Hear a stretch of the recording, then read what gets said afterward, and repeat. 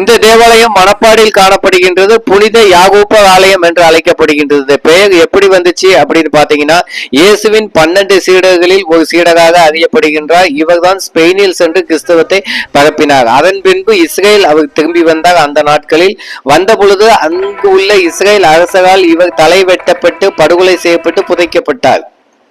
அதன் பிறகு ஸ்பெயினில் இருந்து வந்த ஒரு தூதுக்குழு அந்த கல்லறையை தோண்டி எடுத்து அவரின் எலும்புகளை எடுத்து சென்று ஸ்பெயினில் மீண்டும் அடக்கம் செய்தார்கள். அந்த இடத்தில் மிகப்பெரிய தேவாலயம் ஒன்று கட்டப்பட்டது.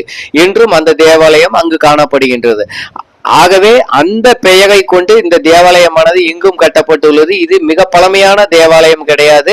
அதாவது ஏற்கனவே ஒரு தேவாலயம் கடற்கரையில் சிலுவை தேவாலயம் காணப்படுகின்றது. அது 450 ஆண்டுகளுக்கும் பழமையானது.